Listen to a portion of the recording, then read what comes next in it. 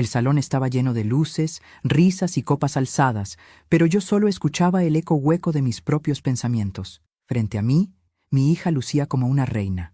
El vestido blanco abrazaba su silueta con elegancia, el peinado impecable, los labios pintados de un rojo que no reconocía. La observaba desde una mesa al fondo, como una extraña, mientras el murmullo de los invitados flotaba sobre las notas suaves del violín.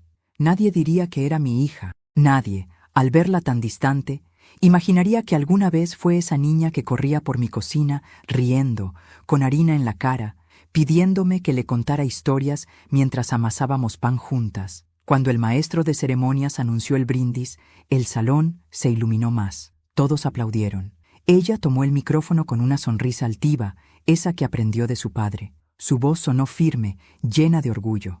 Quiero agradecer a todos los que han estado conmigo en los momentos más importantes de mi vida, dijo mirando a los invitados, a mis amigos, a mis suegros, a mi maravilloso esposo y, por supuesto, pausó un segundo, a mis padres.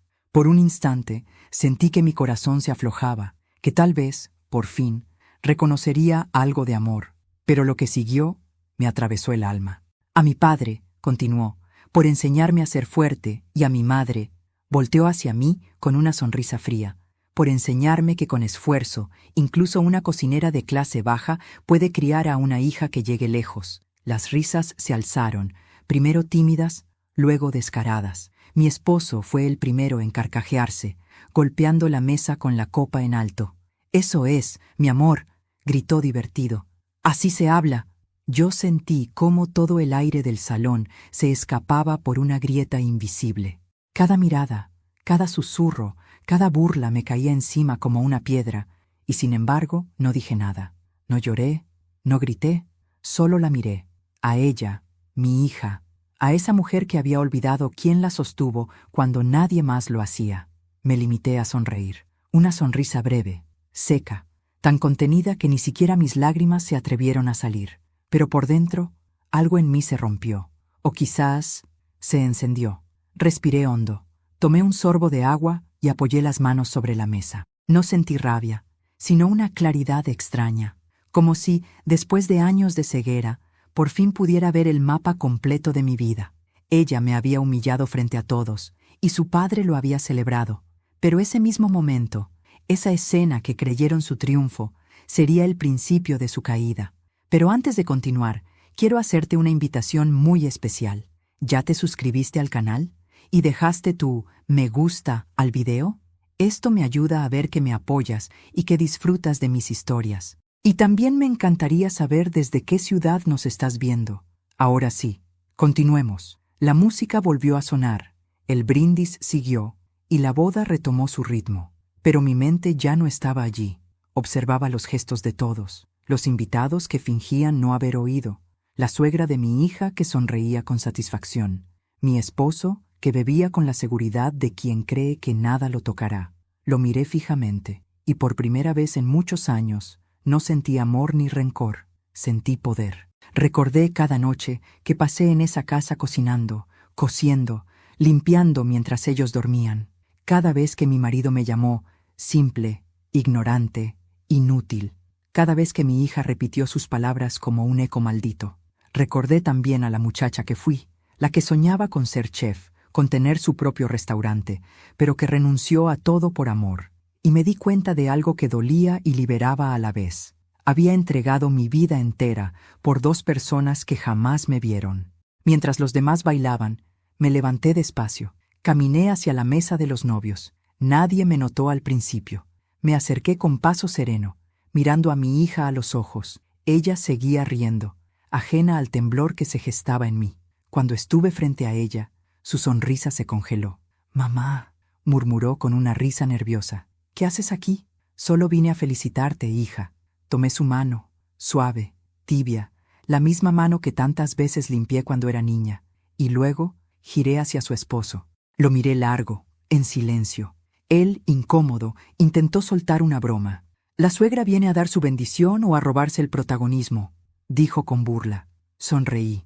«No, hijo, vengo a darte un consejo». Saqué de mi bolso un pequeño sobre blanco, lo coloqué sobre la mesa frente a él y añadí: Aquí dentro hay algo que cambiará esta boda para siempre. El murmullo se detuvo. Los invitados se giraron. Mi hija palideció. Mamá, ¿qué es eso?, preguntó con voz trémula. La verdad, hija, respondí, mirándola con calma. La verdad que lleva años escondida, y que hoy, en tu gran día, merece salir a bailar. El silencio fue absoluto. Podía oír los latidos de mi propio corazón. Luego, sin una palabra más, me di la vuelta y caminé hacia la salida. Detrás de mí, escuché cómo ella tomaba el sobre, cómo lo abría, y el grito que siguió heló la música, la risa y la fiesta entera. No volteé, no lo necesitaba. La boda había terminado, y mi venganza apenas comenzaba. Nunca se llega a la humillación de la noche a la mañana. Los desprecios crecen despacio, como una grieta que empieza siendo invisible y con el tiempo se vuelve abismo. Así fue mi vida junto a Ernesto, mi esposo, y junto a Laura, mi hija. Cuando la gente los veía en la calle, decían que éramos una familia perfecta, el empresario exitoso, la esposa siempre sonriente, la hija hermosa y educada. Nadie imaginaba lo que pasaba detrás de las paredes de nuestra casa. Esas mismas paredes que yo misma pinté con mis manos cuando aún creía que el amor lo podía todo. Conocí a Ernesto a los 22 años. Yo trabajaba en una panadería del barrio, y él era cliente habitual, siempre elegante, siempre con palabras bonitas. Me hacía reír, me traía flores, y cuando me pidió matrimonio, lo hizo prometiéndome un futuro digno, una casa grande y una vida mejor. Yo, ingenua y enamorada, acepté sin pensarlo. Serás mi reina, me dijo. Lo que no sabía era que en su reino solo había espacio para un trono, y no era el mío. Al principio todo parecía perfecto. Ernesto trabajaba duro, yo cuidaba de la casa, pero a medida que su empresa crecía, también lo hacía su ego. Ya no era el hombre que me miraba con ternura entre las masas de pan recién horneado, sino alguien que hablaba de dinero, de contactos, de apariencias. Cuando me oía hablar de mis sueños, abrir una pequeña cafetería, vender mis recetas, se reía y decía: «Tú no entiendes de negocios, Elena. Eres buena con las manos, pero no con la cabeza». No me dolía solo por mí, sino porque lo decía frente a Laura, que entonces era una niña. Recuerdo la primera vez que ella repitió una de sus frases. Yo le había preparado su merienda favorita y le pregunté si quería ayudarme a cocinar. Me miró con esa seriedad precoz que siempre tuvo y dijo: «Papá dice que las mujeres que cocinan huelen a grasa, no a perfume». Me quedé helada. Era solo una niña, pero ya cargaba dentro la semilla del desprecio que su padre había plantado. Los años pasaron y esa distancia se hizo costumbre. Ernesto empezó a viajar más, a llegar tarde, a oler a perfume ajeno. Nunca lo confronté.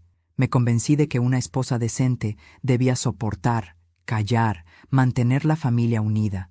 Pero por dentro, algo en mí empezaba a resquebrajarse. Laura creció admirando a su padre. Lo veía como un héroe, un modelo. Yo era la sombra detrás del telón.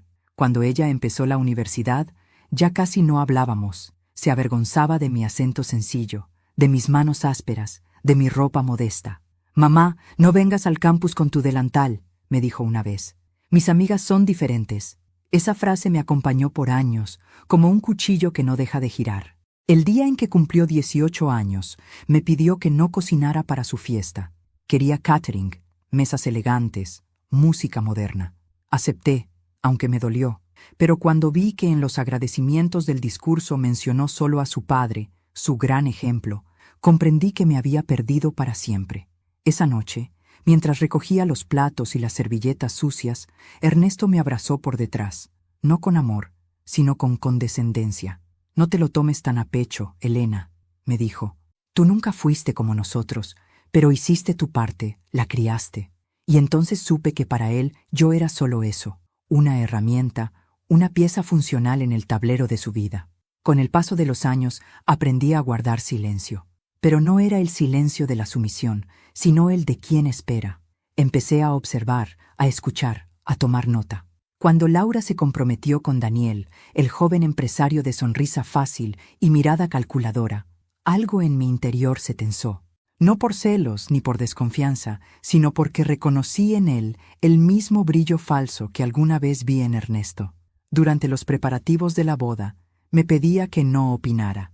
«Todo era demasiado elegante para ti, mamá», Me sentía una extraña en los planes de mi propia hija. Hasta el vestido que usaría lo eligió ella. Discreto, sin brillo, sin forma. Así no desentonas, me dijo con una sonrisa fingida. Y su padre, como siempre, la secundaba. Tu madre no entiende de estos asuntos, repetía él. Era su frase favorita. Pero cometieron un error, uno solo, pero suficiente: subestimarme, porque mientras ellos hablaban de menús y flores, yo escuchaba conversaciones que no estaban destinadas para mí. Entre susurros, entre copas de vino, capté cosas que no cuadraban. Documentos firmados a nombre de la empresa de Ernesto, pero con la dirección de Daniel. Cuentas bancarias compartidas. Movimientos de dinero entre ambos. No entendía bien qué tramaban, pero sentí que aquello era más grande que simples negocios. Algo oscuro unía a mi esposo y a mi futuro yerno. Esa sospecha fue la semilla de todo lo que vendría después. Así que cuando mi hija, en el altar, me llamó cocinera de clase baja, no fue solo la humillación de una madre, fue la chispa final sobre una bomba que llevaba años construyéndose, porque yo, que tanto había callado, por fin tenía algo que ellos no tenían: la verdad. Y esa verdad sería mi plato más frío. El silencio tiene un sonido. Lo descubrí con los años. Es un murmullo constante, un zumbido que no te deja dormir, que te acompaña incluso cuando todo parece en calma. El silencio de mi casa era así, pesado, tenso, lleno de palabras que nadie se atrevía a decir. Ernesto hablaba solo cuando tenía que dar órdenes. Y Laura me miraba como se mira a alguien que estorba. Era una convivencia sin voces, solo miradas y rutinas. Cada mañana me levantaba antes del amanecer. Preparaba el café, el desayuno, alistaba la ropa de Ernesto. Él salía sin despedirse, con ese olor a colonia cara y traición que ya me resultaba familiar. Luego me sentaba frente a la ventana y veía cómo el sol tocaba las paredes que yo misma había pintado hacía décadas. En esa luz temprana recordaba a la mujer que fui, alegre, enamorada, soñadora. Esa mujer ya no existía. En su lugar vivía otra, una que sobrevivía por costumbre. A veces, mientras limpiaba, escuchaba a Ernesto hablar por teléfono. Su voz cambiaba cuando lo hacía con clientes. Era más suave, más jovial, pero un día lo oí reír con una familiaridad que no dejaba lugar a dudas. «Claro, amor», dijo, y luego bajó la voz. «No te preocupes, ella nunca pregunta nada. No necesité saber más». La infidelidad se había vuelto parte del aire. Ya no dolía, solo confirmaba lo que siempre supe. En su mundo, yo era invisible.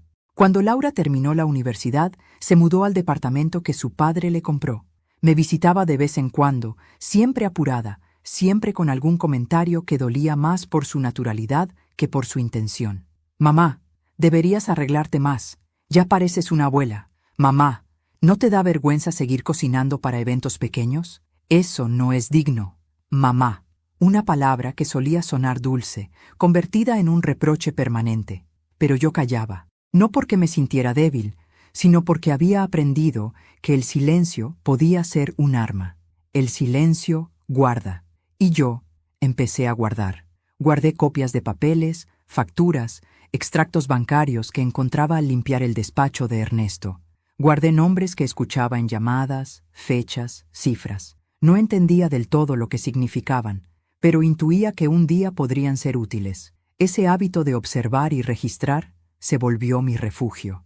En mis libretas, escondidas dentro del horno que ya no usaba, fui escribiendo todo. Nadie miraba allí. Nadie sospechaba de la cocinera de clase baja. Con los años, mis sospechas crecieron. Escuché mencionar a Daniel, el futuro esposo de mi hija, en reuniones que no tenían nada que ver con ella, y vi cómo Ernesto lo trataba como un igual, como si lo preparara para ocupar su lugar. Lo invitaba a viajes, lo hacía firmar papeles. Todo era extraño, pero yo fingía no notar nada. Me había vuelto una experta en fingir. El tiempo siguió pasando, y mi casa se volvió más grande, más vacía. Ernesto apenas dormía allí. Laura solo llamaba cuando necesitaba dinero. Yo cocinaba igual, porque cocinar era lo único que me hacía sentir útil, viva, humana. A veces, por las noches, me sentaba frente al espejo y me hablaba a mí misma. «Elena», decía en voz baja, «¿cuándo te perdiste?» No tenía respuesta. Me miraba las manos, marcadas por el trabajo, y pensaba que esas mismas manos habían criado a todos los que hoy me despreciaban. Una tarde, mientras limpiaba la oficina de Ernesto, encontré una carpeta azul con un logotipo desconocido. Dentro había contratos y documentos firmados. Uno de ellos me heló la sangre, una autorización bancaria con mi nombre, mi firma, pero yo jamás había firmado aquello. Me temblaron las manos. Lo leí varias veces. No cabía duda. Me estaban usando. Mi esposo había falsificado mi firma para mover dinero de su empresa, para cubrir negocios turbios. Todo lo que alguna vez compró a mi nombre, el coche, la casa de playa, incluso la panadería que alguna vez soñé recuperar, estaba legalmente bajo mi responsabilidad. Esa noche no dormí. Caminé de un lado a otro sin saber qué hacer. Pensé en enfrentarlo, en pedirle explicaciones, pero no era momento. No todavía. Me limité a guardar la carpeta en una caja junto a mis libretas. Lo observé dormir, ajeno, seguro, y supe que un día, sin que él lo esperara, todo lo que me había quitado lo pagaría con creces. Durante los años siguientes, perfeccioné mi silencio. Me convertí en una sombra calculada. Escuchaba, aprendía, comprendía cómo funcionaban sus mentiras. Cada vez que Ernesto o Laura me humillaban, sonreía para no delatarme. Ellos creían que mi sumisión era debilidad. En realidad, era estrategia. Cuando Laura conoció a Daniel y anunció su compromiso, algo en mi interior se encendió de nuevo. Vi en ese hombre la misma ambición de Ernesto, el mismo egoísmo. Sabía que juntos serían una réplica del infierno que yo había vivido, pero también supe que aquella unión sería mi oportunidad. El silencio que durante años me sofocó empezó a transformarse en una promesa, la de hablar, pero solo una vez, y para siempre. Esa promesa me sostuvo, me dio fuerzas. Cada palabra cruel, cada burla, cada carcajada a mis espaldas se fue acumulando como leña seca. Solo esperaba la chispa adecuada, y esa chispa llegaría en la boda. El destino tiene un sentido del humor cruel. Cuando crees que ya no puedes sorprenderte, aparece un rostro del ayer que te recuerda quién fuiste. La boda de Laura estaba a solo una semana, y la casa era un torbellino de preparativos, flores, vestidos, listas de invitados, y yo, una figura silenciosa en medio del ruido. Cumplía mi papel, estar, sin molestar. Hasta que un día, entre los papeles que Laura dejó sobre la mesa, leí un nombre que me detuvo el corazón. Andrés Salcedo, proveedor de catering, encargado del menú del banquete. Me quedé mirando esas letras por minutos. Andrés, el hombre que una vez me hizo sentir viva. Lo conocí mucho antes de casarme con Ernesto, cuando ambos trabajábamos en la panadería del barrio. Él era el que amasaba el pan al amanecer, el que me enseñó a distinguir la masa perfecta solo con el tacto. Tenía las manos fuertes y la sonrisa limpia. Me había pedido matrimonio cuando tenía apenas 20 años, pero mi madre, ambiciosa y cegada por las apariencias, insistió en que una mujer necesita un hombre con dinero. Así fue como elegí mal. Lo perdí de vista cuando me casé. A veces, mientras horneaba en silencio, pensaba en él, en cómo habría sido mi vida si hubiera seguido el corazón y no el miedo. El día de la prueba del menú para la boda, lo vi entrar al salón. El tiempo lo había cambiado. Su cabello tenía canas, su rostro mostraba las marcas de los años, pero su mirada era la misma. Cuando nuestros ojos se encontraron, me temblaron las rodillas. Él se detuvo un instante, sorprendido. «Elena», susurró. «Hola, Andrés», dije con una sonrisa que me dolió y me sanó al mismo tiempo. Nos dimos la mano. La suya seguía tibia, firme. Por un momento, el ruido del salón desapareció. Solo existía ese recuerdo que se negaba a morir. Durante toda la degustación, sentí su mirada sobre mí. Apenas hablamos, pero al final, cuando todos se marchaban, él se me acercó. «Nunca pensé que te volvería a ver así», dijo. «Te ves cansada». «La vida cansa», respondí. Andrés me miró con esa mezcla de compasión y fuego que siempre lo distinguió. «A veces uno no se cansa de vivir, Elena, sino de aguantar». Sus palabras me atravesaron. No supe qué contestar, pero en ese instante comprendí algo. El destino no lo había traído por casualidad. Días después, mientras todos hablaban de arreglos florales, él apareció en mi casa con una caja de pasteles. «Los hago todavía», dijo sonriendo. como los de antes. Reí por primera vez en años. Nos sentamos en la cocina, como dos fantasmas que regresaban al lugar donde alguna vez fueron felices. Me preguntó por mi vida, por Ernesto, por Laura. Le respondí con la verdad, que seguía respirando, pero hacía tiempo que había dejado de vivir. Andrés bajó la mirada. Yo supe cosas de tu esposo, dijo con voz baja. Negocios raros, nombres falsos. Lo vi en la Cámara de Comercio hace unos meses. Estaba con un joven, creo que es el prometido de tu hija. Lo miré, sin entender del todo. ¿Daniel? Sí.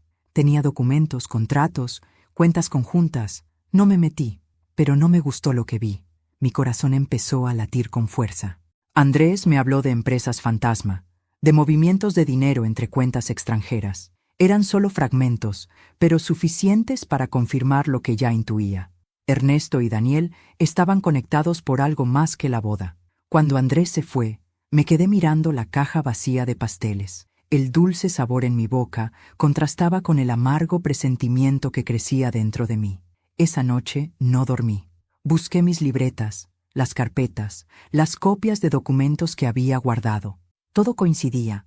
Nombres, fechas, transacciones. Mi esposo y mi futuro yerno habían usado mi nombre como fachada durante años. Las propiedades, las empresas, incluso una cuenta en el extranjero. Todo estaba legalmente vinculado a mí. Si algún día los descubrían, la única que iría a prisión sería yo. A la mañana siguiente, fui a ver a Andrés. Necesito tu ayuda, le dije. No preguntó por qué, solo asintió. Lo haré, pero prométeme algo. No actúes desde el odio. No, Andrés, respondí con calma. Lo haré desde la justicia. Durante los días siguientes, Andrés me ayudó a recopilar pruebas. Contactó a un abogado amigo suyo, un hombre discreto que sabía manejar este tipo de fraudes. Yo, en silencio, preparaba mi venganza como quien amasa una masa perfecta, con paciencia, sin apuro, sabiendo que el resultado sería exacto. El día de la boda se acercaba. Mi hija no sospechaba nada. Ni siquiera mi esposo, confiado en su superioridad, imaginaba lo que se avecinaba. Mientras ellos hablaban de flores y fotografías, yo contaba los días, no con miedo, sino con una calma extraña, esa calma que solo tiene quien ha dejado de ser víctima. El día de la boda amaneció con un sol implacable. El cielo era tan claro que dolía mirarlo. Desde temprano, la casa se llenó de flores, voces y pasos apurados. Yo observaba todo desde un rincón, invisible entre los arreglos y los vestidos. Nadie me pedía ayuda, pero todos me daban órdenes. «Mamá, ve allá. Mamá, no toques eso. Mamá, quédate quieta». Ya estaba acostumbrada a que mi presencia fuera una sombra más. Sin embargo, ese día mi silencio tenía otro peso. Ya no era sumisión, era estrategia. Llevaba en el bolso un sobre sellado. Dentro, documentos que Andrés y el abogado me habían ayudado a reunir. Pruebas de transferencias bancarias, firmas falsificadas, contratos a mi nombre. En total, 30 páginas capaces de destruir la fachada de perfección que Ernesto y Daniel habían construido durante años. Mientras todos corrían de un lado a otro, yo miraba el vestido de mi hija colgado junto a la ventana. Era hermoso, casi etéreo, con bordes de encaje y diminutas perlas. Lo acaricié con cuidado, y una punzada de nostalgia me atravesó el pecho. Esa niña que yo había amado tanto, por la que había sacrificado todo, era ahora una desconocida que me miraba con desprecio. ¿En qué momento me dejó de amar? No lo sabía, pero sí sabía una cosa. Después de ese día, nunca volvería a humillarme. La ceremonia comenzó al mediodía. La iglesia estaba decorada como una postal, flores blancas, música de violines, cámaras grabando cada detalle. Me senté en la segunda fila, detrás de Ernesto y los padres del novio. Él, como siempre, impecable y soberbio, me ignoró por completo. Parecía más feliz que nunca, orgulloso de su obra, una hija casándose con un hombre igual de ambicioso que él. Cuando Laura entró al templo del brazo de su padre, todos se pusieron de pie. Yo también, pero mis piernas temblaron. La vi sonreír, altiva, mirando al frente. Su mirada no se cruzó con la mía ni una sola vez. En ese instante comprendí que mi hija se había convertido en un reflejo exacto de su padre. Y ese pensamiento, aunque me dolió, me dio fuerzas. Durante la ceremonia, las palabras del cura me parecieron huecas. Hablaba de amor, de respeto, de unión. Yo solo pensaba en justicia. Cada frase que salía de su boca resonaba como un eco vacío frente a las mentiras que llenaban ese altar. Después de los votos, vino el banquete. El salón resplandecía de lujo. Lámparas de cristal, mesas con manteles dorados, copas talladas. Los invitados brindaban, reían, comían sin imaginar lo que se avecinaba. Yo, sentada en silencio, observaba cada detalle con la calma de quien ya ha tomado una decisión irrevocable. A la hora del brindis, Daniel se levantó para hablar. Tomó el micrófono con una sonrisa ensayada. «Hoy empiezo una nueva etapa junto a la mujer de mi vida», dijo mirando a Laura. «Y no habría sido posible sin el ejemplo de mi suegro, un hombre de éxito, de visión». Los aplausos llenaron el salón. Yo vi cómo Ernesto se estiraba con orgullo, levantando su copa. Daniel continuó. «Y también quiero agradecer a mi esposa, por su elegancia, por su fuerza, por ser la mujer que es». Se giró hacia mí y añadió, con un tono burlón apenas disimulado. «Y por supuesto, a su madre, quien preparó con tanto cariño, bueno, al menos parte de esta cena, ¿verdad?» Risas, una oleada de risas. Mi hija se rió también, sin mirarme. Ernesto golpeó la mesa, riendo a carcajadas, pero esta vez no me encogí. No desvié la mirada. No bajé la cabeza. Me levanté despacio. El murmullo se apagó. Tomé mi copa de vino y caminé hacia el frente. Todos los ojos me siguieron. Mi hija frunció el ceño. «Mamá, ¿qué haces?», susurró, sin poder ocultar su incomodidad. No respondí. Me paré junto a ella, miré a los invitados y hablé con voz serena. «Yo también quiero hacer un brindis», dije. «Un brindis por la verdad». El silencio fue inmediato. Sentí las miradas clavarse en mí. «Mi esposo», continué, girándome hacia Ernesto, «y mi nuevo yerno», miré a Daniel, «tienen algo más en común que el amor por mi hija. Comparten negocios, negocios sucios, documentos falsificados, cuentas ocultas y contratos a mi nombre». Un murmullo recorrió la sala. Laura palideció. «Mamá, basta», dijo entre dientes. «No, hija, no basta». Saqué el sobre de mi bolso y lo coloqué sobre la mesa frente a todos. «Aquí están las pruebas. Todo lo que se hizo en secreto, todo lo que se firmó usando mi nombre, lo entregué esta mañana a un abogado, y mañana mismo llegará a las autoridades». Daniel intentó reír. «No tiene sentido lo que dice», dijo con voz tensa. «Es una vieja confundida». «Confundida, quizás», respondí con una sonrisa, «pero no sorda, ni ciega». Ernesto se levantó de golpe. «Elena, deja de hacer el ridículo». «¿Ridículo?», repliqué. «¿Ridículo es que una madre descubra que su marido y su yerno la usaron como escudo legal para lavar dinero? No, Ernesto. Ridículo es haber creído que nunca me daría cuenta». El silencio se volvió insoportable. Laura se llevó una mano a la boca. «Papá», susurró, mirando a Ernesto, pero él no respondió. Di un paso atrás, respiré hondo y concluí. «Brindo entonces por esta unión, por dos almas que hoy se casan, pero que mañana compartirán algo más que una vida juntos. Compartirán una misma culpa». Levanté la copa y bebí un sorbo. Nadie se movió, nadie habló. Solo el sonido del cristal rompiéndose contra el suelo cuando la copa cayó de mis manos selló el final de la farsa. Salí del salón despacio, sin mirar atrás. Afuera, el aire era fresco, y por primera vez en años sentí que respiraba de verdad. No había odio en mi pecho, solo una paz inmensa, la paz que llega cuando, después de tanto silencio, por fin hablas. El eco de mi brindis aún resonaba en las paredes del salón cuando crucé la puerta principal. Afuera, la noche se había vuelto un espejo del caos que dejaba atrás. Escuché gritos, el sonido de copas cayendo, pasos acelerados y la voz desesperada de Laura llamándome entre sollozos. No me detuve. Caminé despacio, sintiendo el peso de cada respiración. Cada paso era una liberación, como si el suelo mismo me devolviera la dignidad que me habían robado. El chofer, confundido, me abrió la puerta del coche. «¿Todo bien, señora Elena?» «Todo está, por fin, bien», respondí, con una calma que no había sentido en décadas. A la mañana siguiente, la ciudad amaneció con mi historia en los titulares. Los noticieros mostraban imágenes del salón, invitados huyendo, cámaras captando el instante en que Ernesto se ponía de pie con el rostro desencajado. Los periódicos hablaban de fraude corporativo descubierto en plena boda, y mi nombre aparecía en todas partes. Elena Ríos, la esposa traicionada que destapó la red de lavado familiar. Yo no lo había planeado así. No buscaba fama ni escándalo, solo verdad. Pero la verdad, cuando se revela en público, no pide permiso. Arrasa con todo. Ernesto no tardó en reaccionar. Me llamó una y otra vez, pero no contesté.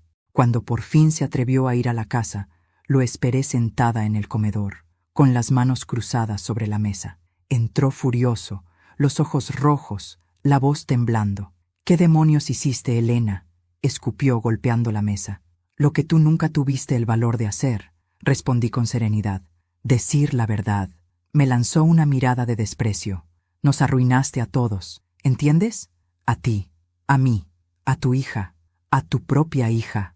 «No», dije con firmeza, «a mi hija la arruinaste tú. Con tus mentiras, con tu ejemplo, con tu orgullo. Yo solo apagué la luz para que todos vieran lo que realmente había en esta casa». Ernesto intentó acercarse, pero su furia se quebró. Me miró por última vez y se marchó, cerrando la puerta con un golpe seco. Esa fue la última vez que lo vi. En los días siguientes, los abogados se encargaron de todo. Andrés y su amigo, mi nuevo abogado, entregaron las pruebas formales al fiscal, las firmas falsificadas, las transferencias, las cuentas compartidas. Había suficiente para hundirlos. Los medios no tardaron en hacer su trabajo. Entrevistas, titulares, escándalos. Yo pasaba las horas frente a la ventana, viendo cómo los cimientos del imperio de Ernesto se desmoronaban uno a uno. Las oficinas cerraban, las llamadas cesaban, los socios desaparecían. Era como observar un edificio ardiendo desde lejos. Dolía, pero también era justo. Una tarde, Laura apareció en la puerta. Lloraba, no con el llanto falso de una mujer herida en su orgullo, sino con el llanto desesperado de quien no entiende cómo perdió el control. «¿Por qué, mamá?», preguntó entre lágrimas. «¿Por qué hiciste esto?». Su voz era la de una niña, no la de la mujer arrogante que me humilló frente a todos. «Porque ya era hora de que supieras quién era tu padre», respondí. «¿Y quién era yo?». «Me lo quitaste todo», gritó. «La boda, el dinero, mi futuro». «No, Laura, lo perdiste tú», le dije, mirándola a los ojos. «Y no por lo que hice, sino por lo que elegiste no ver». Ella negó con la cabeza, temblando. «No lo entiendes. Daniel está detenido. Lo sacarán todo en la televisión. Yo no puedo salir, no puedo hablar con nadie. Me odian». Sentí compasión, pero no pena. «La vergüenza no viene de lo que los demás digan, hija», susurré, «sino de lo que uno hace cuando cree que nadie lo ve». Laura se desplomó en el sofá. Lloró durante minutos, con las manos cubriéndose el rostro. Yo me acerqué despacio. Le ofrecí un pañuelo. «Mamá», murmuró, «me porté tan mal contigo». No respondí. El perdón no nace en el primer «lo siento». Necesita tiempo, heridas y silencios. Cuando se fue, el silencio volvió a llenar la casa. Pero ya no era el silencio pesado de antes. Era un silencio limpio, reparador, la calma después de la tormenta. Esa noche, Andrés vino a verme. Llevaba una botella de vino y una sonrisa tranquila. «Felicidades, Elena», dijo. «Lograste lo que nadie se atrevía. Justicia». «No sé si lo llamaría justicia», respondí, sirviendo 2 copas. «Tal vez solo equilibrio». Nos sentamos frente a frente. Por la ventana, la ciudad seguía viva, ajena a mi historia. Andrés me tomó la mano. «¿Y ahora qué harás?», preguntó. «Vivir», dije, con una sonrisa leve. Sin miedos, sin culpas, sin cadenas. Bebimos en silencio. Por primera vez en años, el vino me supo a libertad. A los pocos días me llegó la noticia. Ernesto había sido detenido al intentar huir del país. Daniel también. Los titulares hablaban de corrupción empresarial, de traición familiar, de una esposa que destapó la verdad. Pero yo ya no necesitaba leer más. No buscaba venganza en el papel, sino paz en el alma. Miré las manos que tantas veces se mancharon de harina, de lágrimas, de resignación. Eran las mismas manos que al final habían sostenido la verdad. Y mientras el sol caía sobre la ciudad, comprendí que lo que había hecho no era destruir, sino reconstruir mi vida desde las ruinas que ellos dejaron. Los días siguientes fueron una procesión de titulares, cámaras y murmullos. No había canal de televisión que no mostrara la imagen de Ernesto esposado, con el rostro desencajado, cubriéndose del flash de los periodistas. Decían que lo habían detenido en el aeropuerto, con un pasaporte falso y una maleta llena de efectivo. En los noticieros repetían las palabras del fiscal: lavado de dinero, evasión fiscal y falsificación de documentos. Cada vez que oía su nombre en la pantalla, sentía una mezcla de tristeza y alivio. No por él, sino por mí. Por fin, el monstruo tenía nombre y rostro ante el mundo. Daniel, el esposo de mi hija, también apareció en los periódicos. Lo sacaban escoltado, sin su sonrisa falsa, sin su traje caro. Había perdido todo: su empresa, sus socios, su reputación. Lo mostraban como el socio joven del escándalo. En el fondo, sabía que no era más que un peón, pero eso no lo hacía inocente. Mi teléfono no paraba de sonar. Periodistas, abogados, curiosos. No contesté a nadie. No buscaba protagonismo ni venganza pública. Lo único que deseaba era paz, aunque esa paz viniera después de la destrucción. Laura, en cambio, no soportó la exposición. Cerró sus redes, dejó de salir de casa, se negaba a comer, a hablar, a enfrentarse con la realidad. Un día recibí una llamada suya. «Mamá, no puedo más», me dijo con voz apagada. «Todos me señalan. No soy nadie sin él, sin papá». «Eso no es verdad», le respondí. «Nunca fuiste nadie, pero elegiste serlo mientras vivías a la sombra de otros». Hubo un largo silencio. «¿Tú alguna vez me vas a perdonar?», susurró. «Cuando aprendas a mirarte sin vergüenza», dije suavemente. «Entonces, tal vez sí», colgó sin responder. Esa noche me senté junto a la ventana. Afuera llovía, y las gotas golpeaban el vidrio con la misma cadencia que mis recuerdos. Pensé en todas las veces que me quedé callada para evitar una pelea, en las humillaciones que soporté creyendo que era amor, en las risas que tragaba para no incomodar. Y comprendí que, a veces, la caída no es castigo, sino justicia. Los días pasaron. Las noticias se calmaron. Ernesto fue trasladado a una prisión preventiva mientras esperaban el juicio. Su abogado intentó negociar, pero las pruebas eran incontestables. Su fortuna se esfumó, las cuentas congeladas, las propiedades incautadas. Todo lo que una vez me negó, ahora se disolvía entre papeles judiciales. Andrés venía a verme con frecuencia. No hablábamos del escándalo. Preferíamos hablar de cosas simples: el jardín, la lluvia, el olor del café recién hecho. A veces me tomaba de la mano y decía: «¿Sabes, Elena? A veces hay que destruir para volver a construir». «Sí», respondía, «pero lo que más cuesta es aprender a vivir entre los escombros». Una mañana, mientras tomábamos café, apareció Laura. Se la veía demacrada, con los ojos hinchados. Traía una carpeta en las manos. «Esto», dijo, dejándola sobre la mesa, «son mis cosas del banco. No tengo dónde ir. Puedes quedarte aquí», le respondí sin dudar. Andrés se levantó con discreción y nos dejó solas. Laura se sentó frente a mí. «Mamá, he pensado mucho en todo, en lo que dijiste, en lo que hice». «No necesitas explicaciones», le dije. Pero ella insistió. «Sí, las necesito. Pasé años creyendo que todo lo que papá hacía estaba bien, que tú eras débil.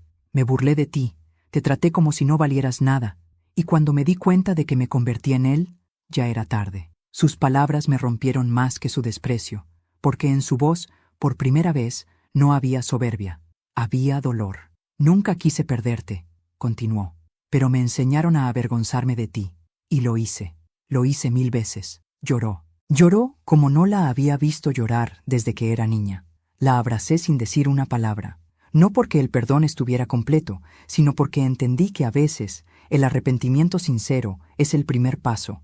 Durante semanas convivimos en silencio. Ella me ayudaba a cocinar, a limpiar, a cuidar el jardín. Ya no era la mujer arrogante que daba órdenes. Era una hija intentando reconstruir lo que destruyó. Y yo la miraba con ternura y tristeza. La vida le había enseñado lo que mis palabras nunca pudieron. Poco a poco, el ruido del escándalo se apagó. Las noticias se llenaron de otros nombres, otras tragedias. Pero para mí, la calma recién empezaba. Un día, Laura me trajo una carta. «Es de papá», dijo, extendiéndomela. No quise leerla. La guardé en un cajón. «¿No vas a abrirla?», preguntó. «No necesito hacerlo», respondí. «Ya escuché todas sus mentiras en vida. No pienso seguir escuchándolas por escrito». Ella bajó la mirada, en silencio. Esa noche, al quedarme sola, saqué la carta. No la abrí. La quemé. Vi cómo las palabras se volvían ceniza, cómo el humo se elevaba hacia la oscuridad. Era mi forma de cerrar ese ciclo. Desde la ventana vi a Laura durmiendo en el sillón. Por primera vez en mucho tiempo, su rostro parecía en paz, y supe que tal vez, solo tal vez, el amor que creí perdido todavía respiraba entre los restos de todo lo que ardió. Sonreí, no con alegría, sino con alivio. Porque a veces, para que algo florezca, primero hay que ver cómo todo se derrumba. Han pasado semanas desde aquel día en que Laura volvió a casa con los ojos hinchados y el alma hecha pedazos. Desde entonces, el tiempo parece haber cambiado de ritmo. Las horas ya no pesan tanto, las mañanas son más suaves, y la casa, que alguna vez fue una tumba silenciosa, empieza a llenarse de sonidos nuevos. No son risas todavía, pero son pasos, respiraciones, suspiros, señales de vida. Mi hija se levanta temprano conmigo, prepara el café, me ayuda a cortar flores del jardín. A veces no hablamos, no hace falta.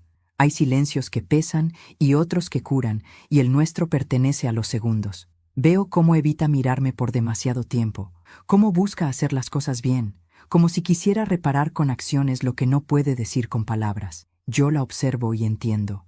He aprendido que el arrepentimiento sincero no pide perdón, trabaja para merecerlo.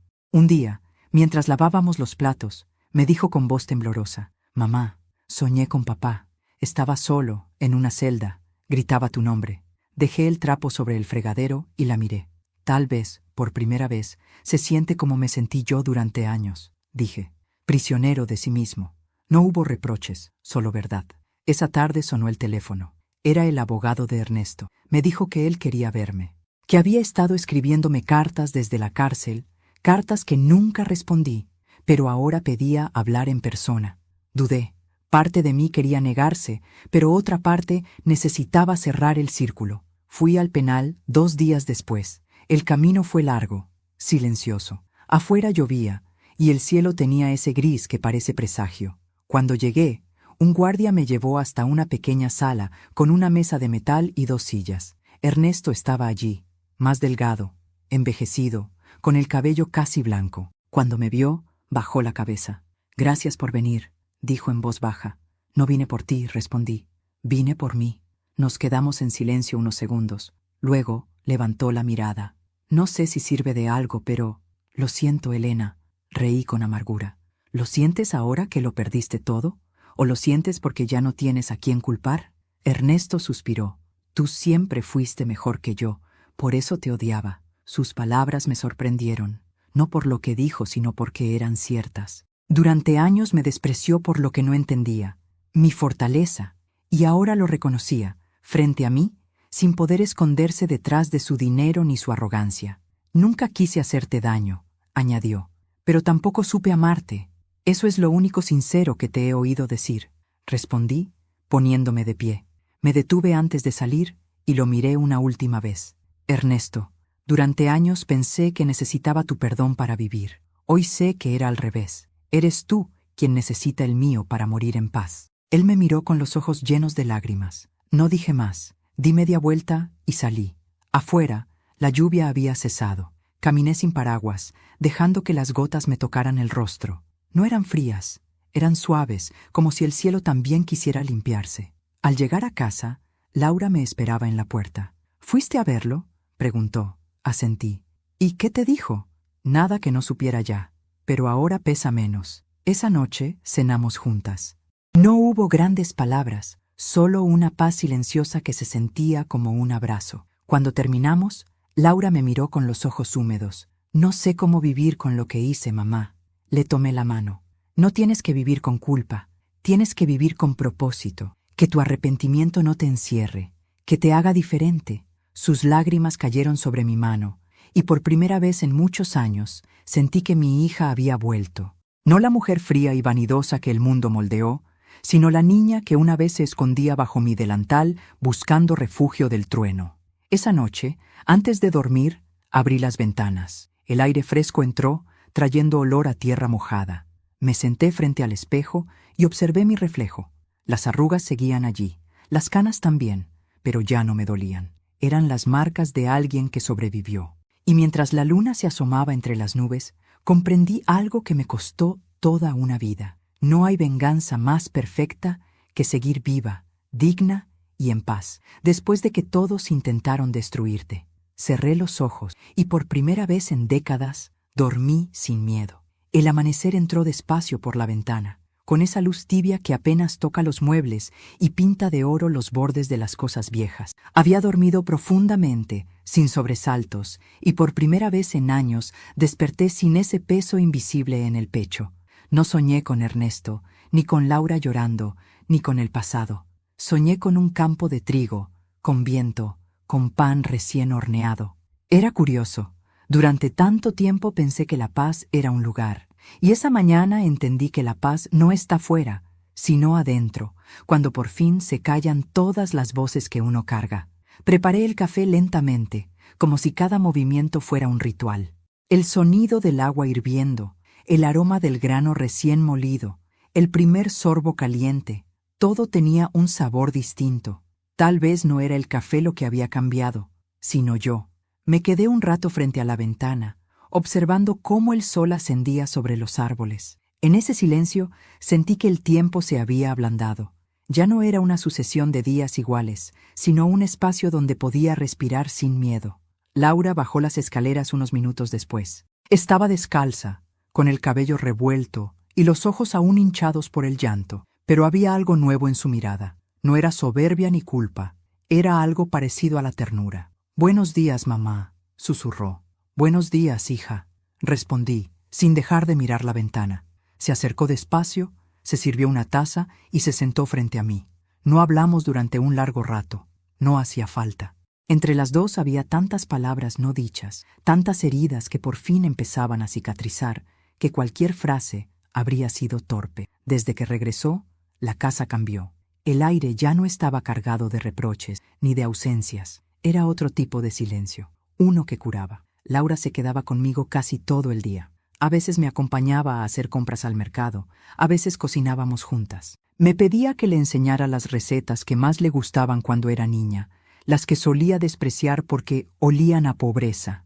Ahora las preparaba con cuidado, como si intentara hornear dentro de cada pan un pedazo del amor que perdió. La veía torpe al principio, con las manos inseguras, llenándose de harina y riendo sin saber por qué. Yo también reía, aunque por dentro me estremecía.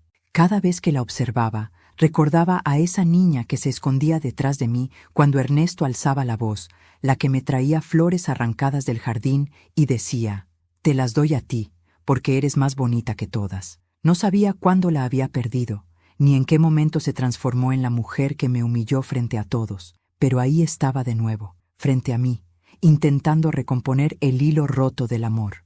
Una tarde, mientras amasábamos juntas, se quedó quieta mirando la masa. «¿Sabes, mamá?», dijo con voz baja. «Cuando era niña, no entendía por qué te gustaba tanto cocinar. Pensaba que lo hacías porque no sabías hacer otra cosa». Sonreí, sin dejar de trabajar la masa. «¿Y ahora qué piensas? Que era tu forma de amar», respondió con un hilo de voz. «Era tu manera de no rendirte, aunque todo te doliera». No respondí. No hacía falta. Sus palabras bastaban.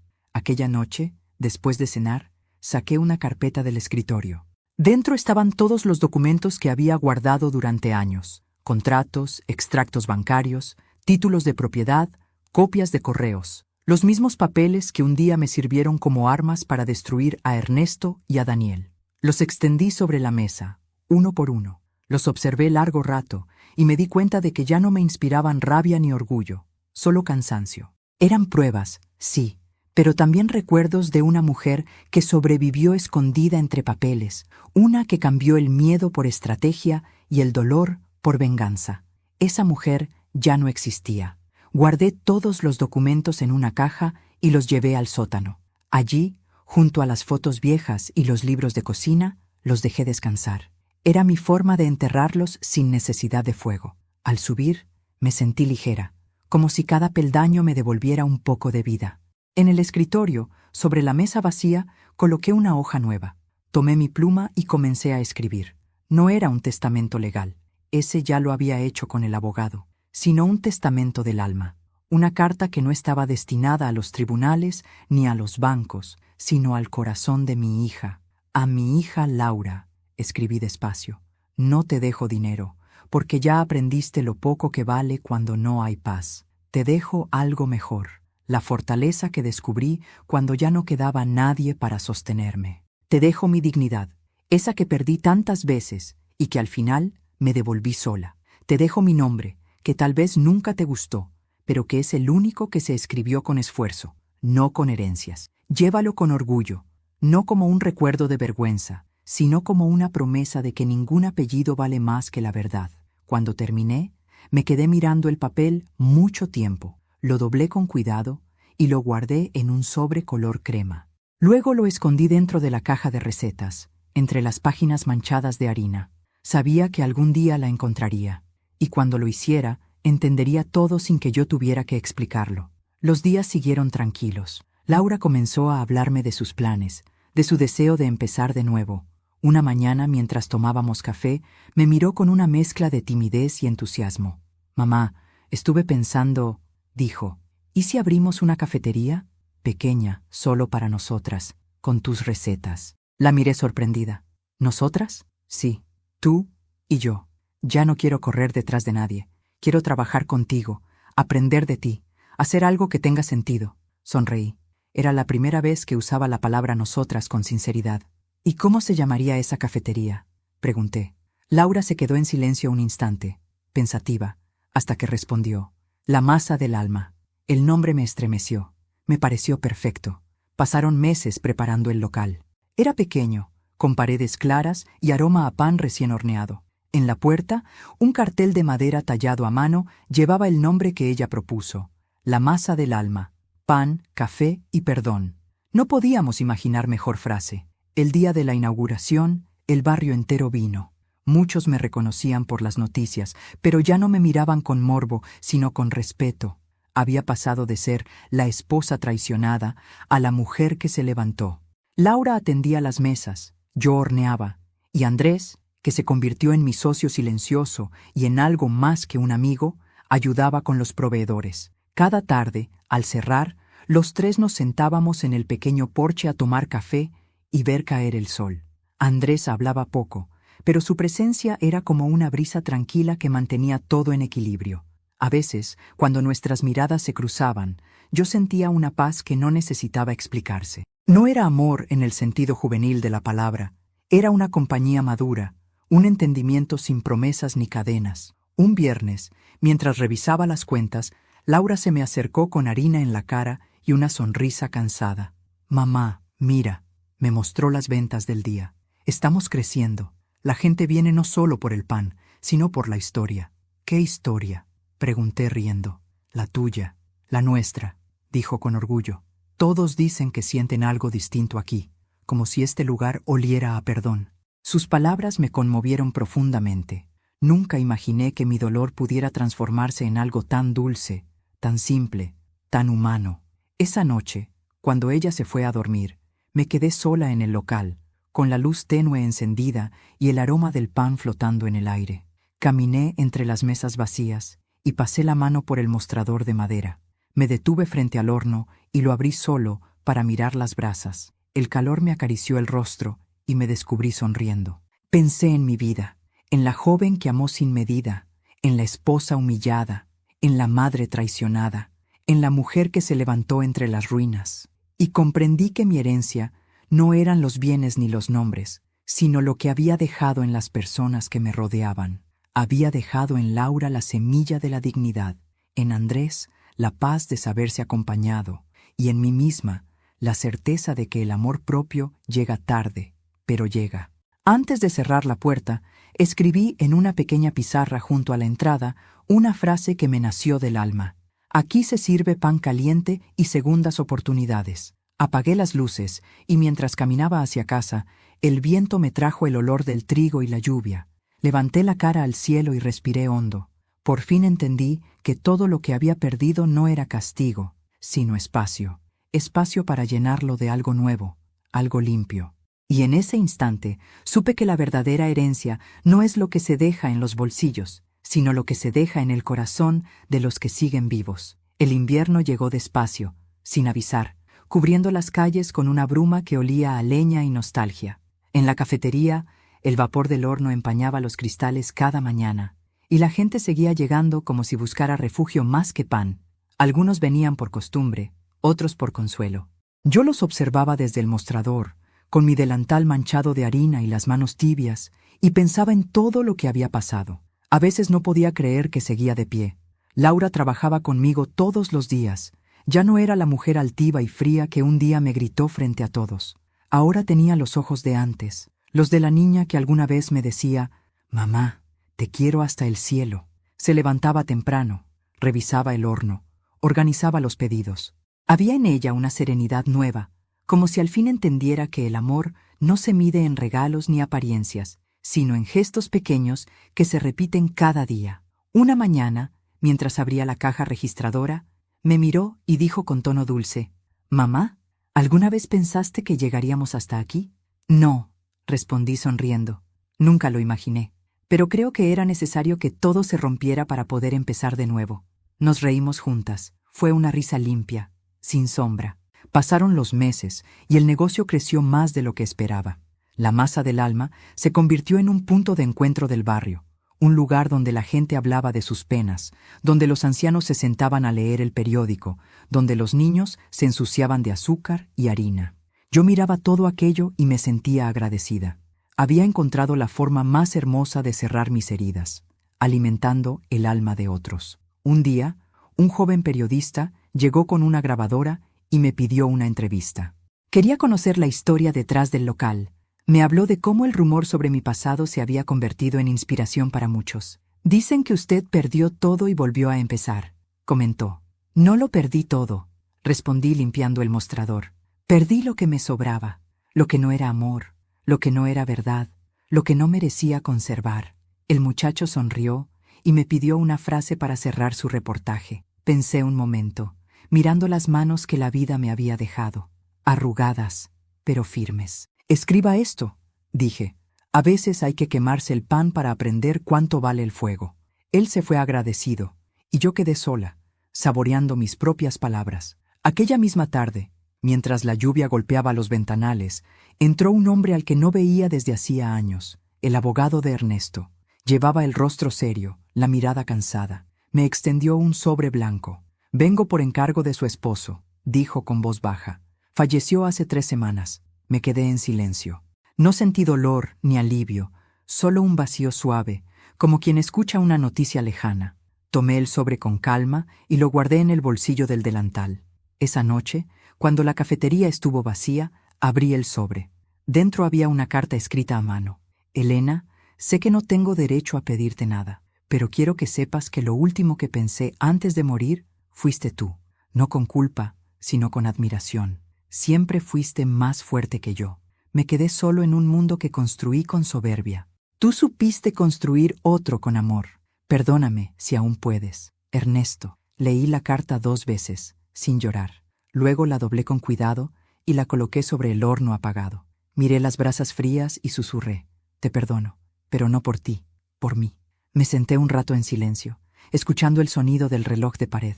Sentí que una puerta invisible se cerraba dentro de mí. Sin ruido, sin drama. Era el final de una historia que ya no me pertenecía. Esa noche soñé con pan, con el olor del trigo, con las manos de mi madre amasando en su vieja cocina. Soñé que era niña otra vez, y que alguien me decía al oído: «El amor también se hornea, hija. Solo hay que saber el tiempo exacto para que no se queme». Desperté con lágrimas en los ojos, pero eran de gratitud, no de tristeza. Pasaron los días. Un domingo por la tarde, mientras el sol entraba dorado por la ventana, Laura trajo a Iván, mi nieto. Había crecido tanto que apenas lo reconocí. Me abrazó fuerte, y en ese abrazo entendí que el círculo de la vida se había cerrado. «Abuela», me dijo, «mamá dice que tú haces el mejor pan del mundo». «Tu mamá exagera», respondí sonriendo, «pero te voy a enseñar el secreto». Nos fuimos los 3 a la cocina. Le mostré cómo mezclar la harina, cómo esperar a que la masa respirara, cómo golpearla con suavidad para que tomara forma. Iván reía, y Laura lo miraba con ternura. En un momento, nuestras manos se tocaron, y sentí el calor de 3 generaciones unidas por algo tan simple como el pan. Mientras el horno se encendía, el aroma empezó a llenar la casa. Era el mismo olor que me acompañó toda mi vida, el olor del hogar, del perdón, de las segundas oportunidades. Cuando el pan estuvo listo, lo partí con mis manos y repartí los trozos. Comimos los tres en silencio, disfrutando cada bocado. Entonces miré a mi hija y le dije: Laura, el pan es como la vida. Si lo amasas con rabia, se endurece. Si lo dejas enfriar sin cuidado, se quiebra. Pero si lo haces con paciencia, siempre vuelve a crecer. Ella asintió, con los ojos húmedos. Esa noche, al cerrar la cafetería, apagué todas las luces salvo una. Me quedé sentada frente al horno, viendo las últimas brasas encenderse y apagarse lentamente. Recordé todo lo que había sido, todo lo que había perdido, todo lo que había recuperado. Y comprendí algo que me estremeció. La verdadera venganza nunca fue destruir a quienes me hicieron daño. La verdadera venganza fue reconstruirme, volver a amar, volver a ser feliz cuando nadie creía que podría hacerlo. Me levanté, me quité el delantal y lo colgué en su sitio. Luego caminé hacia la puerta y eché un último vistazo al lugar que ahora era mi legado.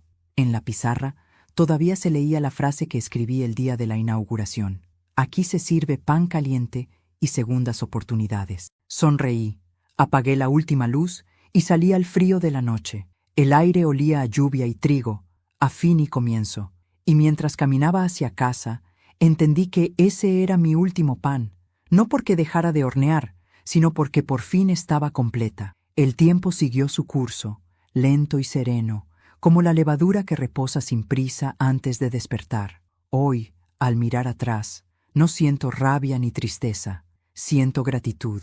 Cada lágrima fue un ingrediente, cada traición, una enseñanza. Todo lo que me rompió me moldeó para convertirme en la mujer que soy ahora, firme, silenciosa y en paz. Laura y yo seguimos juntas. La cafetería crece, pero más que un negocio, es un símbolo, el lugar donde el dolor se transformó en pan, donde la culpa se horneó hasta volverse perdón.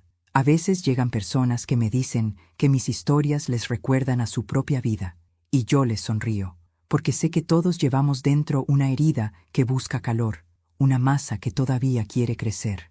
Hay tardes en las que, cuando el sol cae y el horno se apaga, me quedo sola en el local. Cierro los ojos, respiro el olor del pan que aún flota en el aire y pienso que la vida, después de todo, siempre da una segunda oportunidad a quien tiene el coraje de levantarse, porque no se trata de lo que nos quitan, sino de lo que decidimos volver a construir. Y yo lo reconstruí todo, empezando por mí. Si esta historia te conmovió, te invito a suscribirte al canal y darle me gusta al video. Tu apoyo me ayuda a seguir compartiendo más relatos como este, intensos, humanos y llenos de verdad. Cuéntame en los comentarios desde qué ciudad me estás viendo y qué parte de la historia te tocó el corazón. Cada día hay nuevas historias, y quizá la próxima también te haga recordar que nunca es tarde para empezar de nuevo.